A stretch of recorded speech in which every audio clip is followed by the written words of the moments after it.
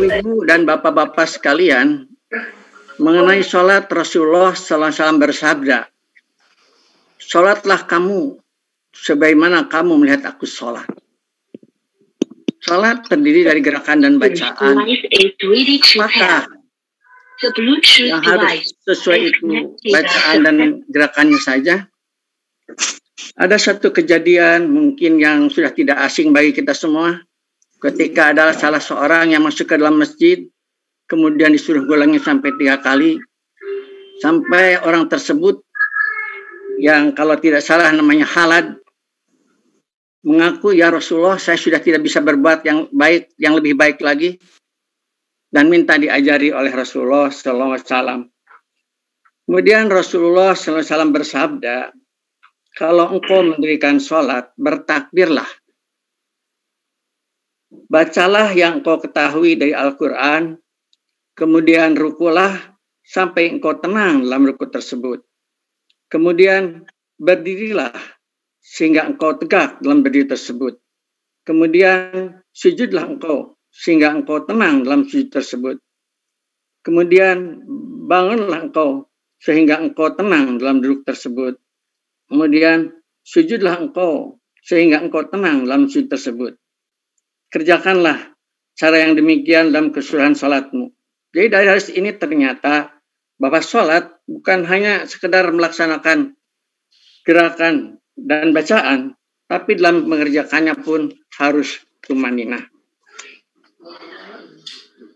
Profesor Ambrosius Purba, dia seorang non Muslim, tapi bukan HKBP karena dia adalah Katolik.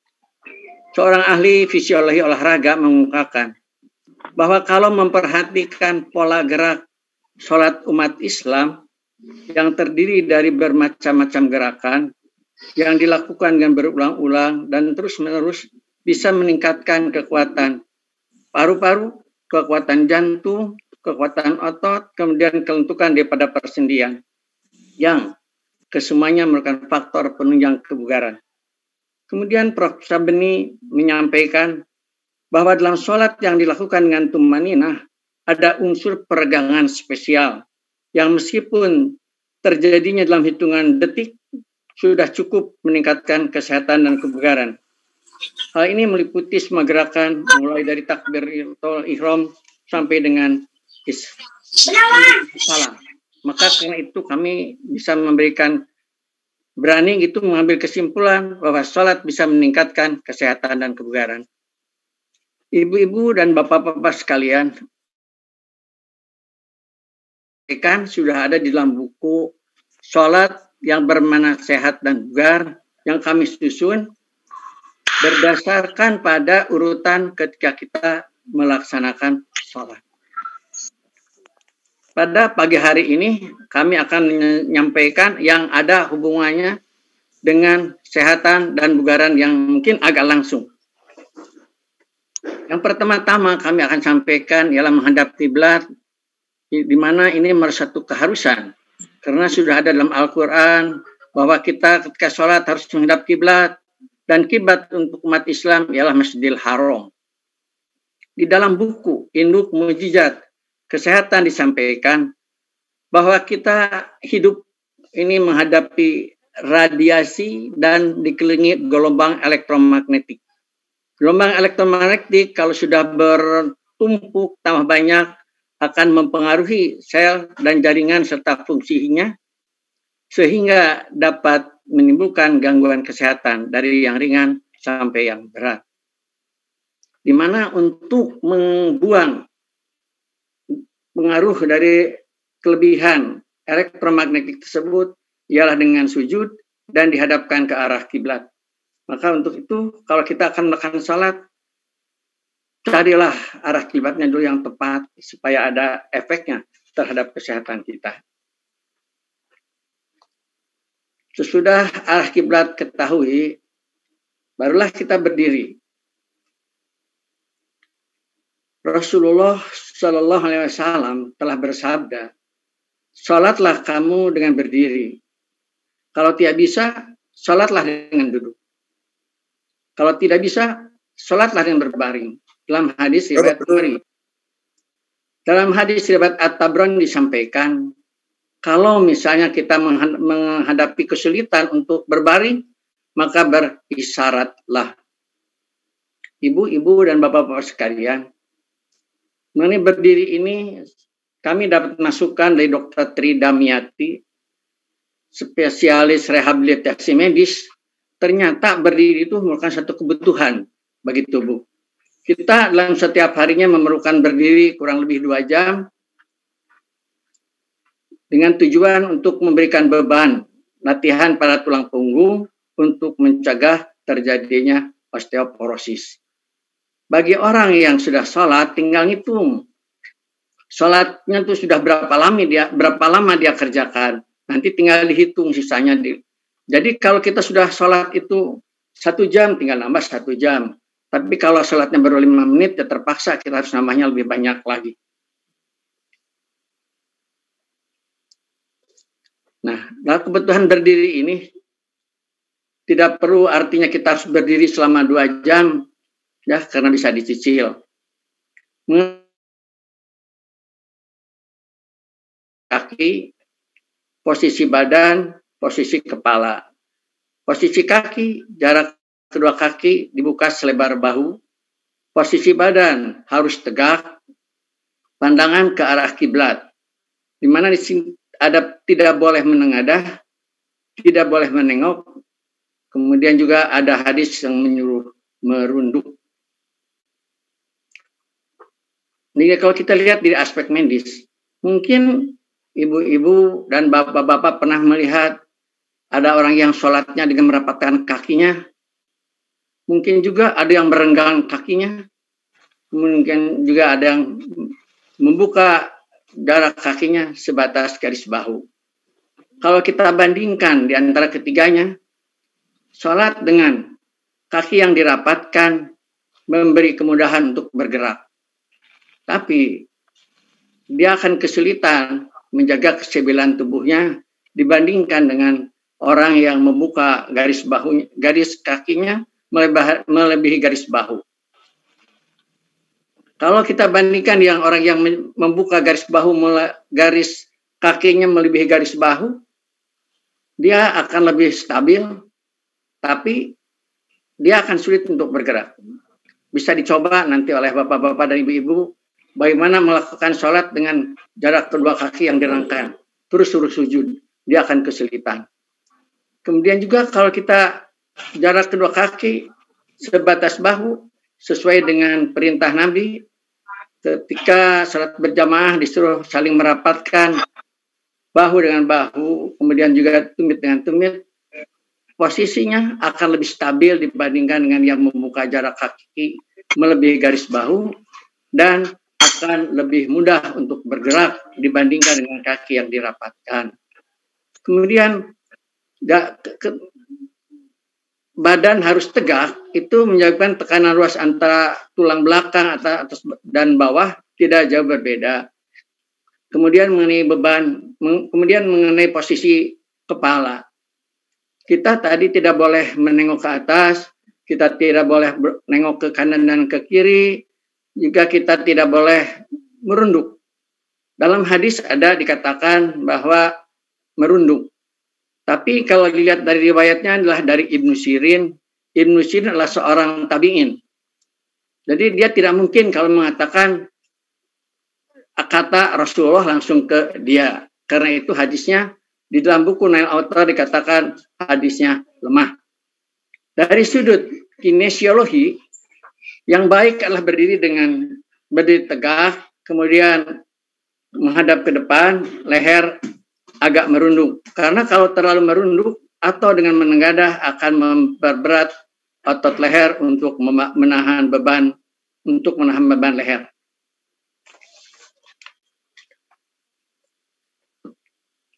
Sesudah arah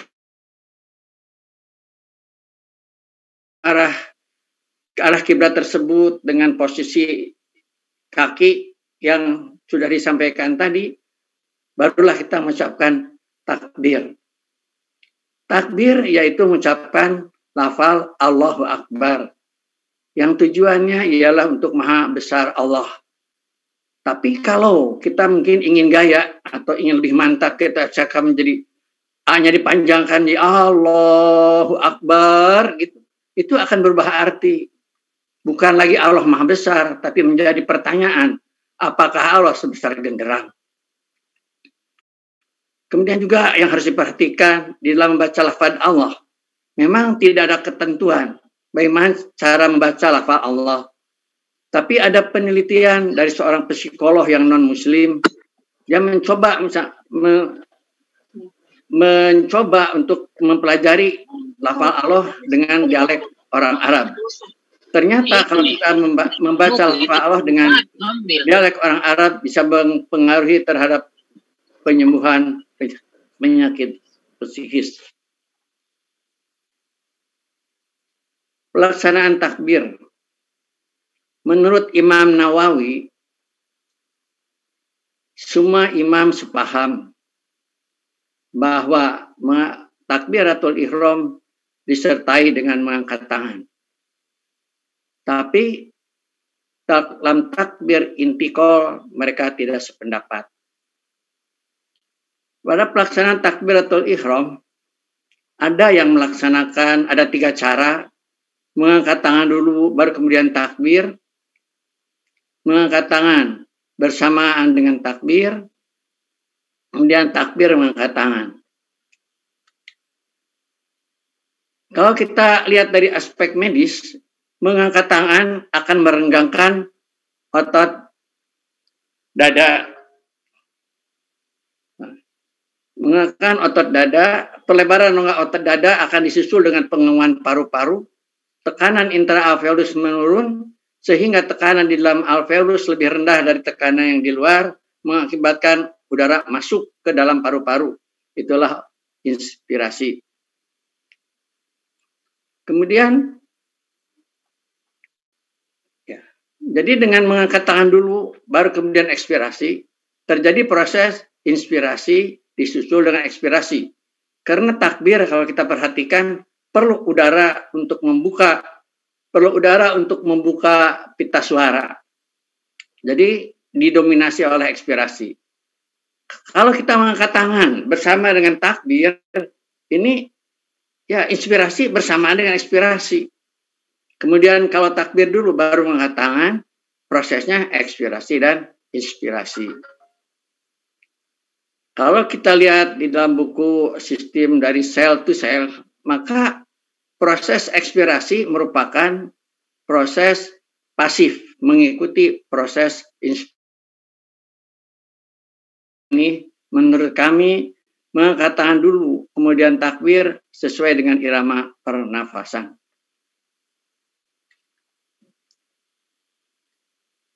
Kemudian dalam mengangkat tangan. Dalam mengangkat tangan pun ada beberapa hal yang harus diperhatikan, yaitu mengenai batas mengangkat tangan, posisi jari tangan, posisi telapak tangan. Ada yang mengangkat tangan sampai setinggi bahu, hadisnya riwayat Bukhari dan Muslim. Kemudian ada yang mengangkat tangan setinggi daun telinga, hadis riwayat Ahmad dan Muslim. Jadi kalau kita perhatikan kembali tadi dalam gambar juga diterangkan, kalau mengangkat tangan sampai sebatas bahu, ini mungkin bisa dilihat, saya melaksanakan seatas bahu.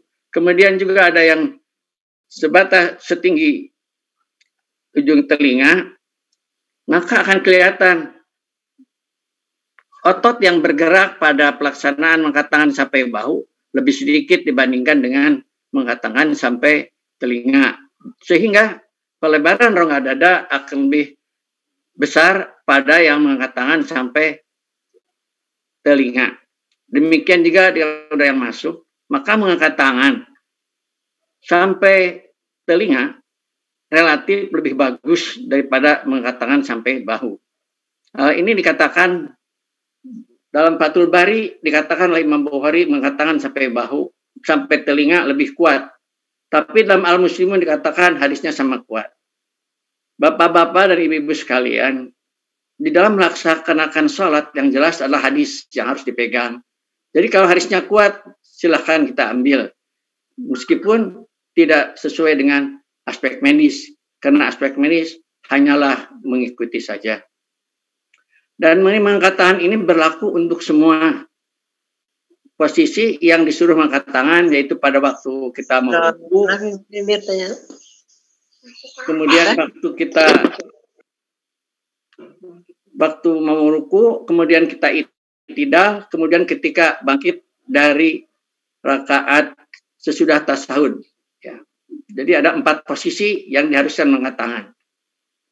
Kemudian mengisi posisi jari harus lurus, tidak dirapatkan, tidak dirangkangkan. Ini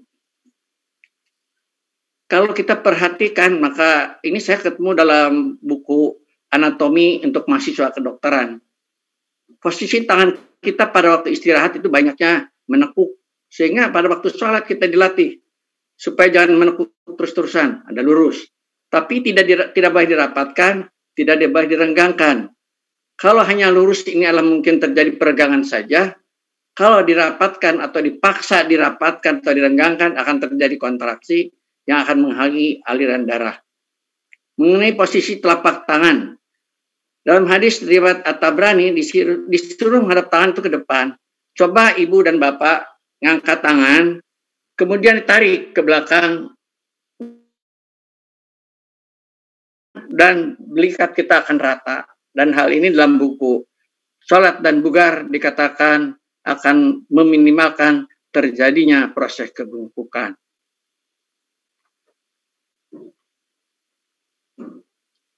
Sesudah selesai takbir, kemudian kita akan meletakkan tangan. Posisi tangan kanan terhadap tangan kiri. Tangan kanan digenggamkan antara pergelangan dan siku tangan. Di sini ada 2, yaitu meletakkan atau menggenggam. Tapi dalam hadis dari Wa'il, ya dari Ikramah, itu qobado artinya menggenggamkan. Karena mungkin dengan menggenggam Rasulullah membaca suratnya panjang akan lebih stabil. Kemudian posisi tangan posisi tangan di atas dada. Di sini ada yang meletak dalam buku dari UAS itu ya, dalam buku 99 masalah salat kita temukan ada yang menyimpan tangan di antara pusat dan dada, ada yang juga menyimpan di bagian atas rongga dada, ada yang di atas rongga dada, kemudian juga ada yang di bawah pusar, dan juga ada yang meletakkan di samping badan. Menurut para ulama, hadis yang menerangkan masalah meletakkan tangan ya kuat katanya. Tapi kalau meletakkan tangan di atas dada terjadi bermacam-macam perbedaan. Nah, kalau lihat dari aspek medis, meletakkan tangan dengan posisinya yang lurus dan posisi dakep, ini sendi siku, otot, pertentangan dalam keadaan rileks. Kemudian hingga peredaran darah dan getah bening pun menjadi baik, dan menurut Prof. Sabu, ini akan menghasilkan terjadinya daripada kekakuan sendi. Bapak moderator, tolong kalau saya kecepatan dikasih tahu aja. Ya Ustaz. Bagus ya. Bapak membaca surat Al-Fatihah. Bacaan sesudah kita meletakkan tangan itu banyak. Mari doa iftitah, kemudian ta'ud, kemudian baca Al-Fatihah, kemudian membaca surat, kemudian membaca surat. Di antara kesemua ini yang harus diulang-ulang adalah Al-Fatihah. Dan caranya harus dibaca ayat per ayat. Hadis riwayat Ahmad dan Abu Dawud. Setiap kita melakukan pembacaan akan terjadi peradangan pada otot bibir dan sekitar mulut serta otot darah. Dan ada penelitian dari Dr. Biliantoro dengan dibaca setiap ayat per ayat. Tiap kita sudah menyelesaikan satu ayat, maka otomatis ini akan menarik nafas. Dan ternyata pemasukan oksigen pada waktu pelaksanaan sholat itu full, hanya lebih banyak daripada pelaksanaan menghirup oksigen pada kegiatan-kegiatan lain.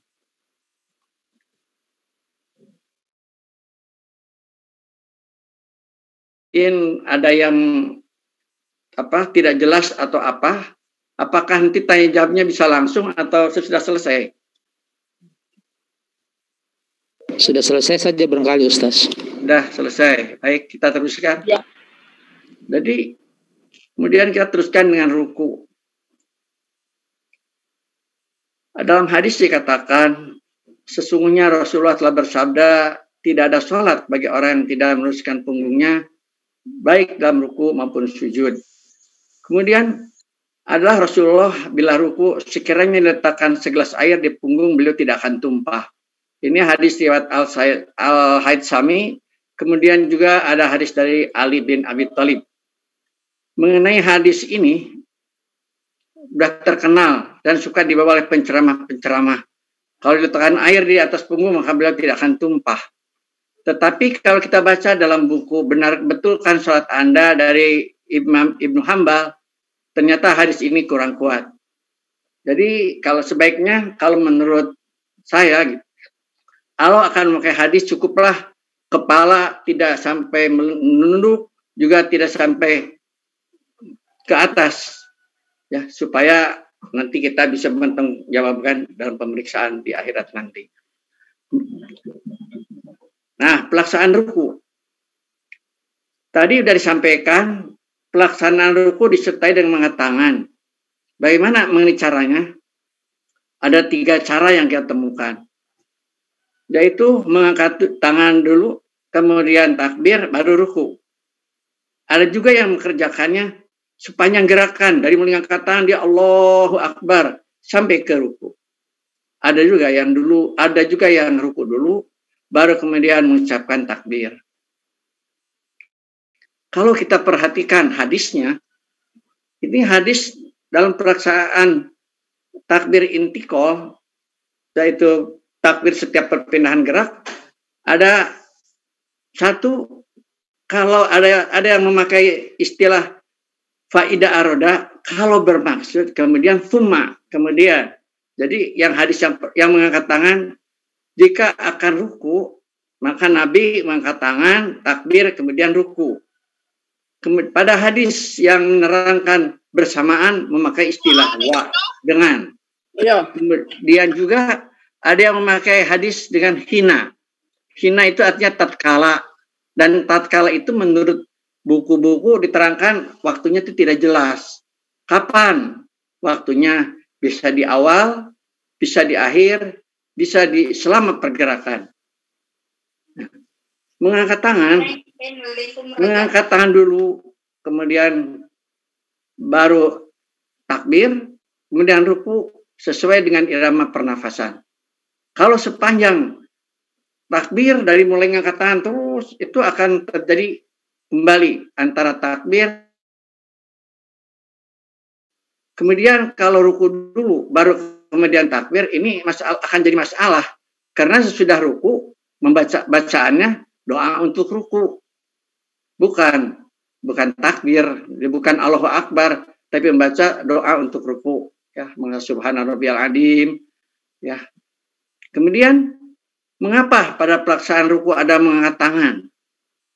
Kalau kita baca-baca dalam buku banyak yang nerangkan, mengangkat tangan itu hanya sekitar tanda-tanda saja.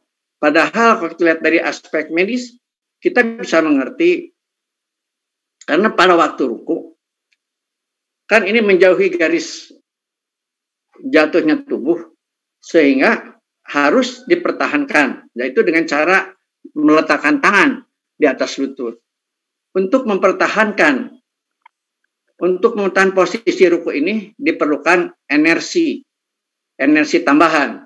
Energi dalam tubuh berasal dari proses yang memerlukan oksigen. Nah, dengan mengangkat tangan, oksigen akan masuk, jadi energi terpenuhi. Maka mengangkat tangan pada waktu ruku akan lebih baik daripada tidak mengangkat tangan. Ya. Jadi kalau kita lihat keseluruhannya pada ruku itu banyak sekali aspek medisnya. Ya. Jadi dengan peragangan otot dan sendi itu mulai dari punggung dan juga ada otot-otot di antara tulang punggung. Kemudian juga ini menghindarkan tubuh dari penyakit yang menyerang ruas tulang belakang. Kemudian juga akan memelihara kestabilan sendi pangkal paha dan lutut. Kemudian juga dengan posisi leher pada waktu ruku tadi tidak boleh ke atas dan posisi kepala tidak boleh ke atas dan tidak boleh ke bawah. Ini mengandung arti leher dalam keadaan rileks sehingga darah mengalir. Kemudian juga bagi perempuan bisa membantu persalinan. Hal ini terjadi karena otot perut itu antagonis dengan tulang belakang. Jadi begitu dia merunduk, maka otot perut harus kontraksi untuk menahan supaya tulang punggung tidak jauh terus. Nah, pelatihan dilakukan dengan berkali-kali, akhirnya otot perut jadi kuat. Nah, menurut Dr. Giosepi Purnawarman, SPOG, itu berguna katanya untuk persalinan. Karena kalau otot perutnya lemah, maka persalinan pun akan susah. Setelah selesai ruku, kemudian kita bangkit dari ruku.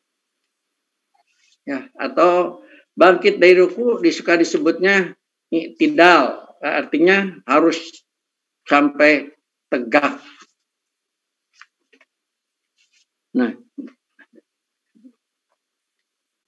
Nah, pelaksanaan bangkit dari ruku. Nah, di sini kalau kita perhatikan hadisnya, di sini ada yang memakai kata hina lagi. Ini bukan ida aroda, cuma ida aja. Nah, ini bukan fi'il madi yang menunjukkan setelah. Jadi setelah berdiri tegak, baru mengangkat tangan, baru membaca doa, yaitu mengangkat tangan tuh di sini membaca tasmi, kemudian membaca tangan dikebawahkan, membaca tahmid. Jangan yang dimaksud dengan tasmi itu ialah membaca sami Allahu liman hamidah, sedangkan yang dimaksud dengan tahmid adalah Rabbana walakal hamd. Jadi kalau misalnya dari aspek medis sama, kalau kita dari ruku kemudian kita bangkit, ini akan narik nafas. Narik nafas, kemudian setelah itu baru angkat tangan, baru takbir, sesuai dengan kembali dengan irama pernafasan. Tapi kalau kita dari mulai bangkit dari ruku, udah Allahu Akbar, kembali di sini terjadi persamaan antara inspirasi dan ekspirasi. Kemudian juga sesudah tangan di bawah disebutnya adalah tahmid, tapi ada juga yang mengatakan tasmi udah mencakup semua. Jadi setelah membaca sami Allahu liman hamidah, Rabbana walakal hamd, tangan di atas. Kemudian mengenai posisi tangan. Mengenai posisi tangan, ini ada dua pendapat ya. Jadi ada yang sesudah membaca Rabbana sesudah sami Allahu liman hamidah, ketika mengelilingkan tangan ke badan, ada yang sidaqab dan juga ada yang di samping badan. Kalau kita perhatikan, ini mulai disampaikannya oleh Syekh bin Bas ya. Jadi Syekh bin Bas yang mengatakan bahwa dalam hadis itu katanya, dalam hadis mungkin bisa dibaca di buku, dalam hadis tersebut dikatakan bahwa pada waktu posisi berdiri, yaitu sudah takbiratul ihram, kemudian sesudah bangkit dari rakaat ke-1, sesudah bangkit kedua, maka tangan sidaqab. Maka kata beliau, maka pada waktu i'tidal, tangan pun sidaqab. Nah, ini terjadi pertentangan dengan yang lain, karena katanya itu sesudah takbiratul ihram itu sifatnya khusus. Jadi haram mengerjakan yang tidak ada perintahnya. Maka yang berpendapat tidak boleh ada ketentuan lain, menyimpan kedua tangan di bawah, menyimpan kedua tangan di samping badan. Kemudian kalau kita lihat, sesudah berdiri, sesudah takbiratul ihram, kemudian sesudah rakaat kedua, sesudah bangkit rakaat ketiga, disuruh sidaqab, ya memang pantas. Karena sesudah itu bacaannya panjang. Bacaannya membaca, sudah takbiratul ihram, membaca Fatihah, membaca surat, yang kalau Nabi Muhammad sholat panjang sekali. Jadi kalau tangannya di samping bawah, mungkin akan kesemutan, karena akan menghalangi kembalinya pembuluh darah.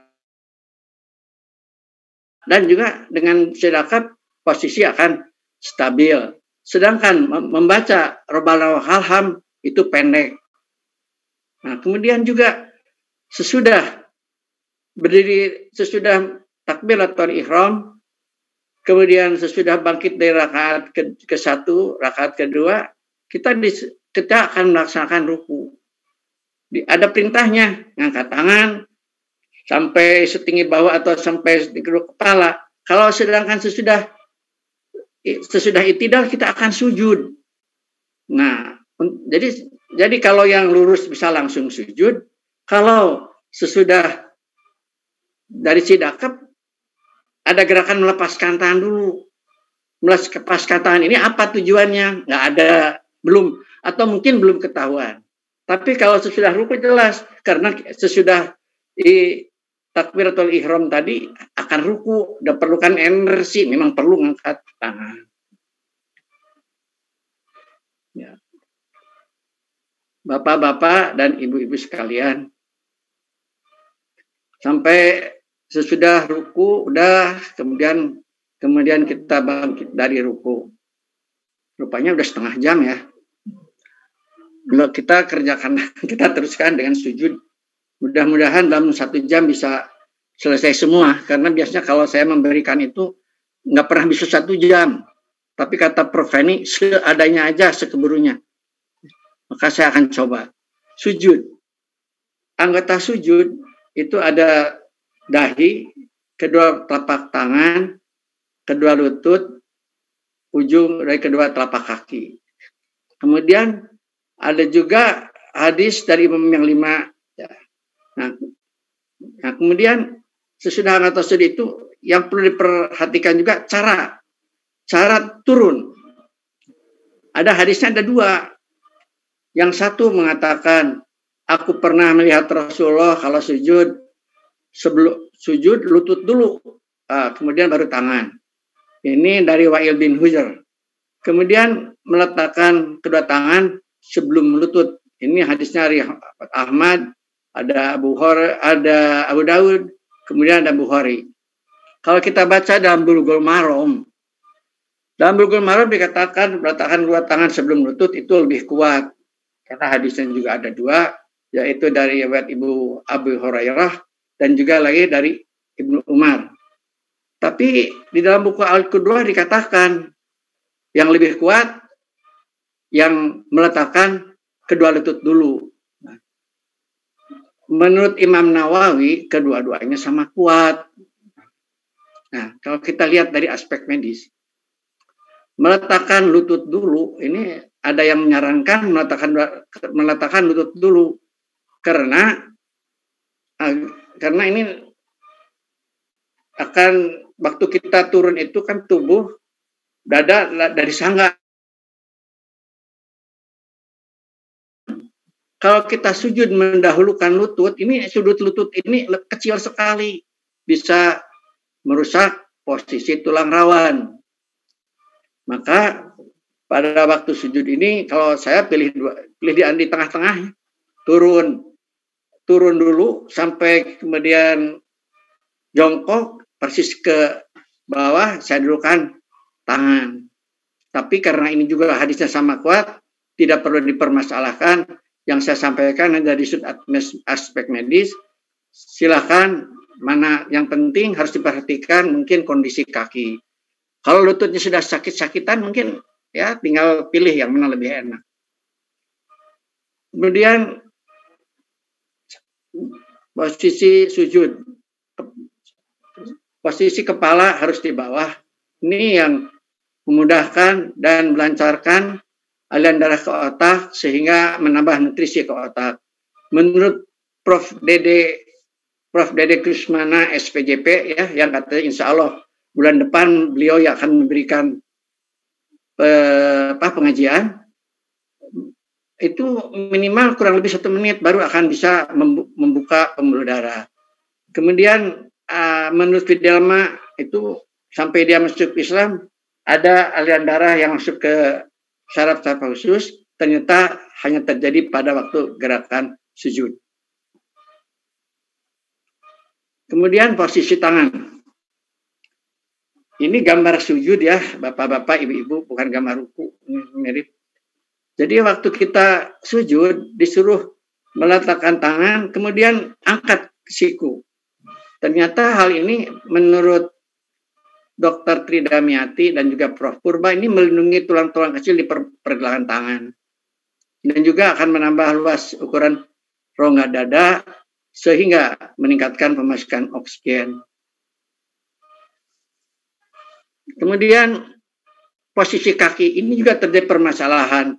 Karena dalam hadisnya dari Aisyah ketika bangun, kemudian mencari Nabi nggak ada, ternyata kepegang di telapak kaki. Dengan telapak kakinya tegak. Kemudian dari menurut Imam Syafi'i dibuka. Nah, kalau kita perhatikan, dengan dibuka ini ketiga sendi, pangkal paha, lutut, dan pergelangan kaki dalam keadaan rileks. Kemudian kalau kita lihat penelitian di Malaysia, ini saya salut sama orang Malaysia, diadakan penelitian masalah sholat, bukunya banyak. Ternyata dengan ini meningkatkan kadar pembakaran lemak. Kemudian juga memperkuat otot dan ligamen yang berfungsi untuk mempertahankan lingkungan. Ibu-ibu dan bapak-bapak sekalian, itu kalau kita melihat kedudukan kaki agak, kita betul-betul Allah tuh arsiteknya udah tingkat tinggi ya, mungkin paling tinggi. Dari jari kaki dikasih yang kecil-kecil dan dibentuk dalam bentuk lingkungan. Padahal kalau Allah akan membuat satu tulang pun bisa. Tapi di dalam buku anatomi tersebut disebutkan kalau kita hanya satu tulang akan kesulitan untuk bergerak, apalagi kalau ketemu jalannya yang renjur. Tapi mungkin di Makassar jalannya udah rata semua, jadi mungkin bagus. Jadi kalau menemui jalan yang renjur jelas ada lengkungan, harus tegak. Maka dengan terdiri dari tulang-tulang kecil itu untuk memudahkan pergerakan. Dan juga dengan itu akan memudahkan pergerakan. Dan kenapa harus melengkung? Ternyata supaya kedudukannya kuat.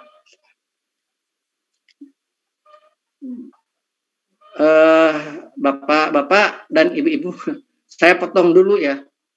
Jadi dengan tadi saya selalu mengungkapkan ini dari dokter ini dari dokter ini dokter ini. Itu maksud saya supaya dalam undangan disebut saya di pengarang buku bisa diperbaiki gitu. Saya bukan pengarang. Jadi saya hanya tertarik mengumpulkan hadis saya kumpulkan dengan saya mendatangi beberapa ustadz baik yang di pesantren ataupun yang tidak di pesantren. Kemudian saya datangi dokter-dokter spesialis ya yang kebetulan ini angkatan 67 semua rata-rata. Jadi merupakan hasil antara hadis, pendapat mereka, saya bikin buku. Jadi saya bukan ngarang. Ini mungkin karena mereka nggak sempat. Ya kalau saya memang jadi saya sih memang karena waktunya banyak, jadi bisa menulis. Kemudian kita teruskan dengan duduk di antara dua sujud.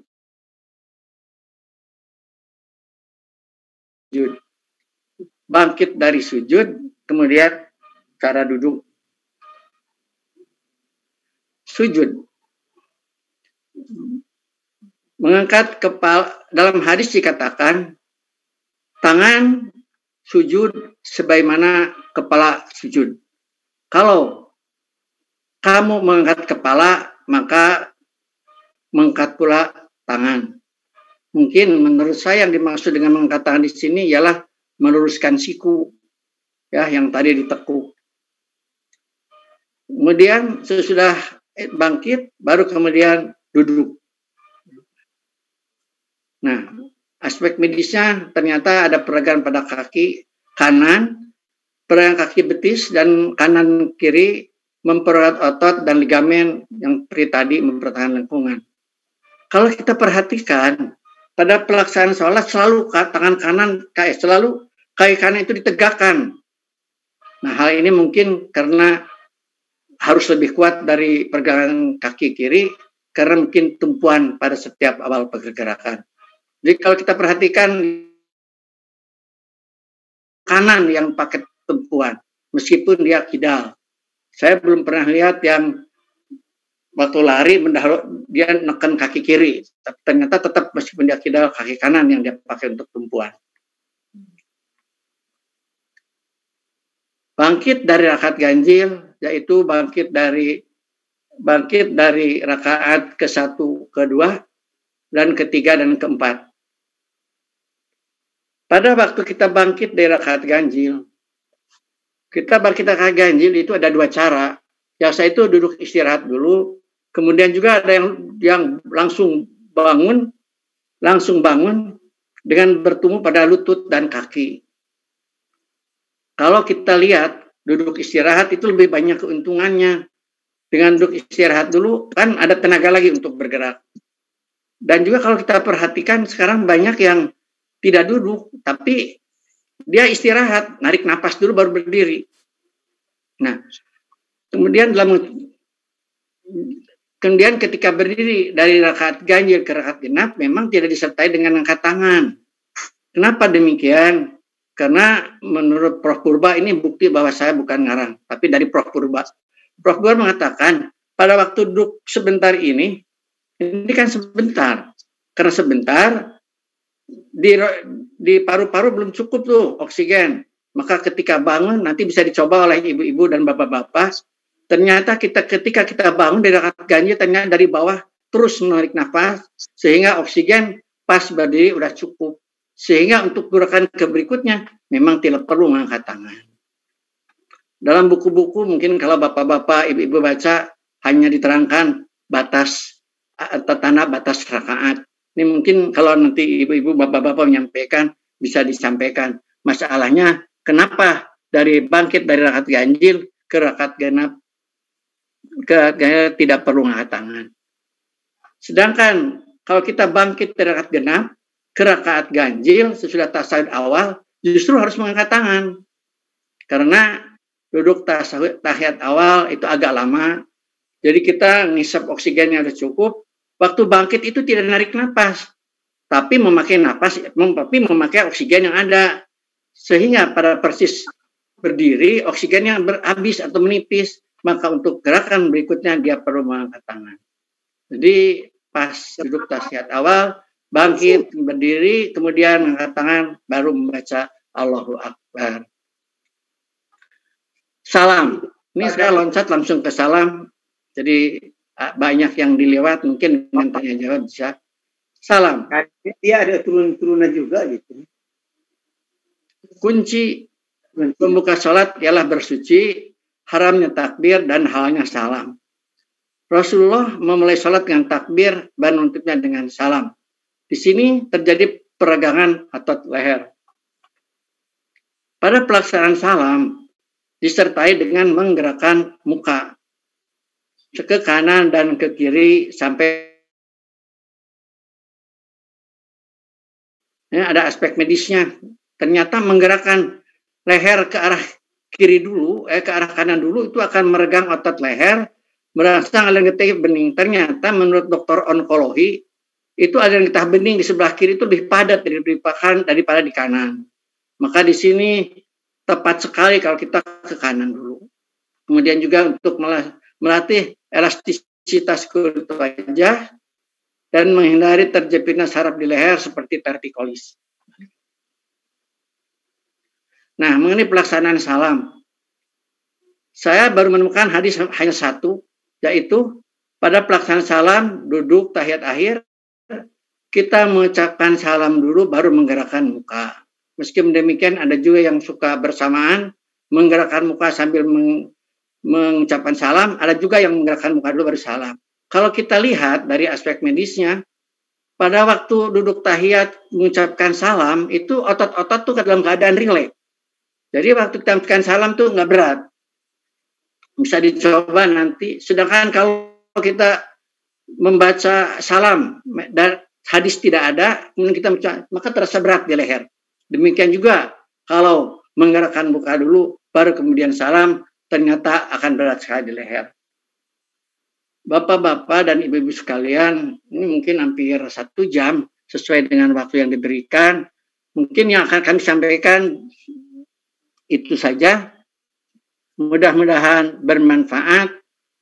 Dan karena sholat itu bukan birajul orang mukmin, kita bersyukur dengan adanya perintah sholat, kita bisa memelihara atau meningkatkan kesehatan dan kebugaran. Ya, mungkin hanya dengan minimal, karena Rasulullah harus tetap nyuruh ke masjid supaya ditambah itu gerakan-gerakannya. Marilah kita perbaiki salat kita, karena di akhir nanti salatlah yang akan pertama kali kita ditanya. Wassalamualaikum warahmatullahi wabarakatuh. Waalaikumsalam warahmatullahi wabarakatuh. Waalaikumsalam, jazakallah Ustaz. Salam. Ya, alhamdulillah, masya Allah, tabarakallah. Terima kasih dok atas penjelasan materi yang sangat komprehensif.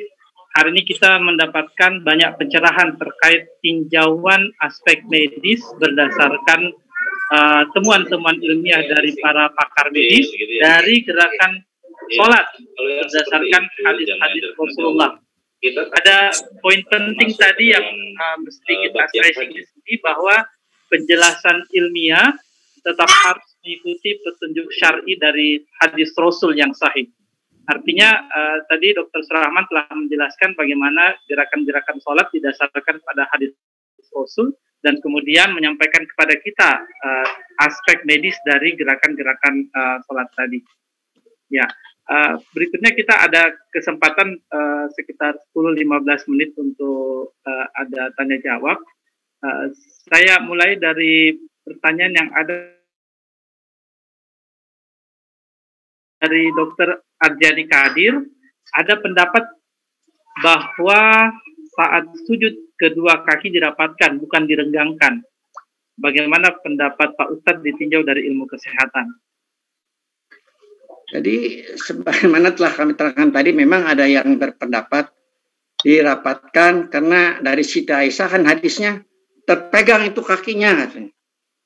Tapi kemudian kalau kita dibaca dalam Al-Qudwah, itu hadis itu ada doifnya di perawinya. Ya. Kemudian kalau kita coba nanti sholat dengan tumit dirapatkan, ini akan ada tegangan kontraksi pada otot kaki, dan juga untuk menghadap kiblat harus agak dipaksakan. Ya. Jadi kalau dari sudut hadis, hadisnya itu ada kelemahan, tapi saya bukan ahli hadis, jadi kata orang dalam buku Al-Qudwah ada hadisnya itu ada kelemahannya di dalam perawinya. Kemudian kalau kita lihat dari sudut aspek medis, meskipun tidak menentukan, maka jarak dengan kedua kaki yang direnggangkan menyebabkan kita akan sholat dengan lebih rileks. Itu saja mungkin, mudah-mudahan bisa menjawab. Kalau misalnya belum jelas, bisa nomor HP saya nanti ada di Prof. Feni, silakan japri. Khusus masalah sholat ya. Ya, terima kasih dok. Ada pertanyaan dari Dr. Lisnawati Biki. Apakah ada perbedaan tata cara sholat antara perempuan dan laki-laki? Kalau menurut saya sama saja laki-laki dan perempuan.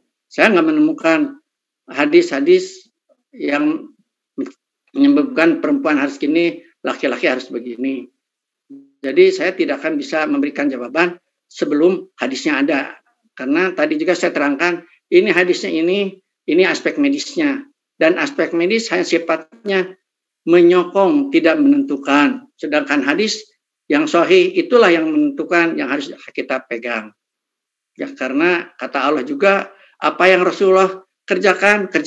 Apa yang Rasulullah tinggalkan. Demikian.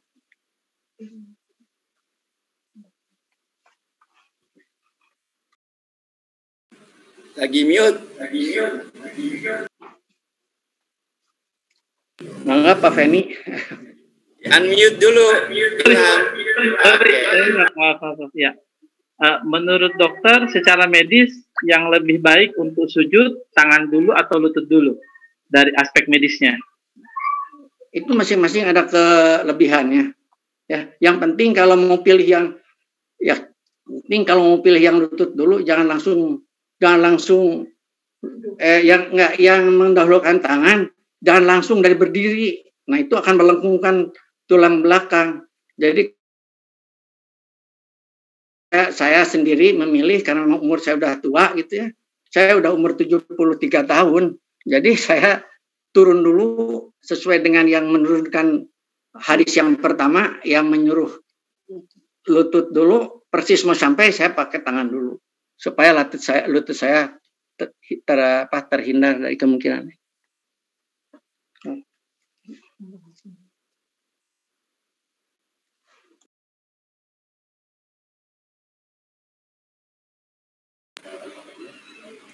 Unmute. Ada dari Safrudin yang raise hand tadi, bisa dipersilakan tanya.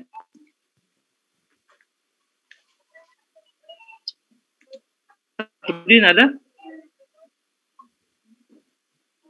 Ya, sambil menunggu kita beralih ke pertanyaan berikutnya, Ustaz. Pernah saya dengar kalau sujud hidung harus menyentuh lantai. Apa ada juga manfaat dari sisi medisnya, Pak Ustadz? Ya memang kan sujud itu harus, maksudnya itu menyentuh lantai, itu ialah menyentuh tempat sujud.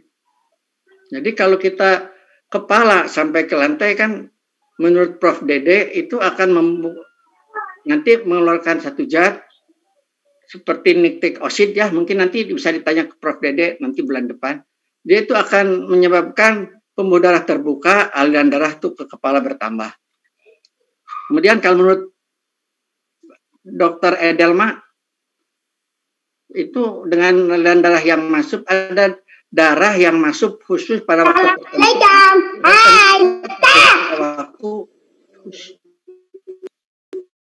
waktu sujud. Itulah keistimewaannya, maka dia masuk Islam. Jadi memang harus menyentuh lantai. Kalau nggak menyentuh lantai, yang nggak akan sampai, itu mungkin darahnya di tengah-tengah ngegantung. Atau mungkin yang dimaksud pertanyaannya apa, kalau salah ya saya minta maaf aja. Ya, berikutnya mohon penjelasannya Pak Ustadz. Mohon dijelaskan ujung kaki kelingking kaki bertemu setiap orang pada sholat jamaah. Apa ada penjelasan aspek medis yang pernah didapatkan sama Dr. Sahman? Jadi yang bertemu itu kan tumit dengan tumit, bahu dengan bahu. Ya. Jadi di Malaysia itu diteliti, ya ini ternyata penelitian di Malaysia. Dengan disentuhkannya tumit ke tumit, ini ada terjadi perloncatan aliran listrik, sehingga kalau misalnya salatnya dia tuh capek atau dia agak pegal-pegal, ketika bersentuhan terjadi loncatan aliran listrik yang saling menetralkan yang kecapean tadi. Sehingga kata orang Malaysia, dia menunjukkan kita segar lagi, tenaga cepat kembali. Itu ada di dalam buku Peregangan Sholat. Di Malaysia tuh bisa dicari bukunya. Kalau saya dapatnya fotokopinya. Iya.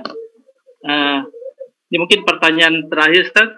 Mau nanya Pak, dari tinjauan medis kira-kira apa hikmahnya kita sholat fokus pandangan pada tempat sujud, dan nanti pada saat tasyahud awal dan akhir fokus pandangan dialihkan ke jari telunjuk. Ini Ana dapatkan materinya saat ikut taklim rutin pembahasan kitab Sifat Salat Nabi karya Syekh Nasruddin Al-Albani. Mohon tinjauan medisnya Pak. Barakallahu fiik.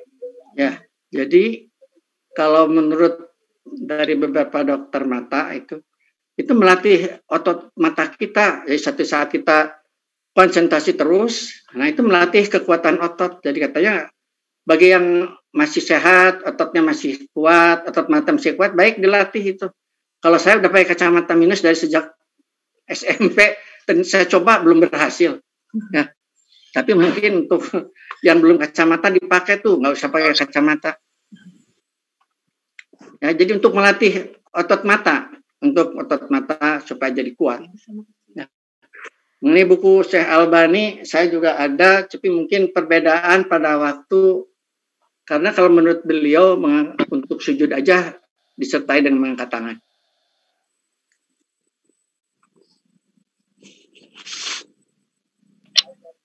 Iya. Makasih. Mungkin ada yang ingin bertanya langsung ke Ustadz? Saya berikan satu kesempatan lagi. Boleh bertanya? Iya, ya silahkan bisa langsung bertanya. Oke, terima kasih. Assalamualaikum warahmatullahi wabarakatuh. Waalaikumsalam warahmatullahi wabarakatuh. Saya ingin menanyakan pada saat tahiyat, ada yang mengangkat dari jari telunjuk pada saat di awal, ada juga yang pada saat syahadat, asyhadu alla ilaha illallah, baru kemudian mengangkat telunjuknya. Nah, itu yang mana yang dari sisi kesehatan, yang mana yang bagus manfaatnya untuk tubuh? Itu sengaja nggak saya sampaikan juga supaya nggak ada yang nanya tadinya. Karena saya juga belum menemukan dari aspek medis mana dari sifat imam mazhab memang ada. Jadi saya nggak bisa menjawab. Cuma dalam buku dikatakan dengan mengatakan pakai telunjuk kanan itu ada inersi katanya. Kalau yang tangan kiri nggak. Jadi telunjuk kanan itu ada inersi. Makanya kalau orang marah pakai telunjuk tangan kanan, nggak pakai tangan kiri. Mungkin di situ ada inersi. Tapi saya nggak bisa menjawab kapan, dari awal, dari tengah, dari akhir. Ada. Itu saja.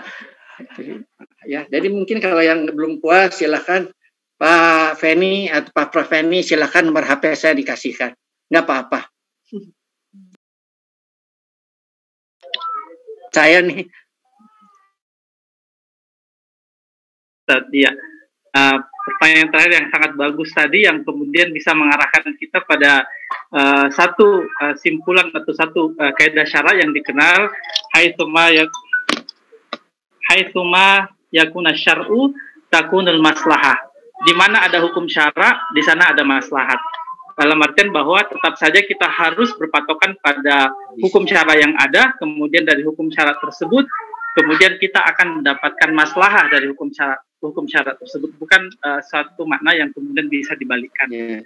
Itulah yang kemudian yang kita bisa ambil dari apa yang telah dikumpulkan atas usaha dari Dr. Surahman, berusaha mengumpulkan hadis-hadis Rasul berkaitan dengan gerakan-gerakan sholat, kemudian mengkaji aspek-aspek medis dari gerakan sholat berdasarkan pada tuntunan yang dijelaskan oleh hadis-hadis Rasulullah SAW. Mungkin Dr. Surahman ada closing statement ataupun penutup dari ceramah yang disampaikan pada kesempatan ini. Ya, dipersilakan, Dok. Ya, saya sebagai manusia tetap dalam serba keterbatasan. Mungkin apa yang saya sampaikan juga salah, karena aspek medis itu kan akan terus berkembang sesuai dengan pengetahuan yang didapatkan. Jadi mudah-mudahan kalau misalnya benar itu adalah dari Allah, kalau yang salah jelas dari saya, dan kami mengharapkan akan masukan-masukannya supaya kalau buku itu dicetak lagi bisa lebih baik.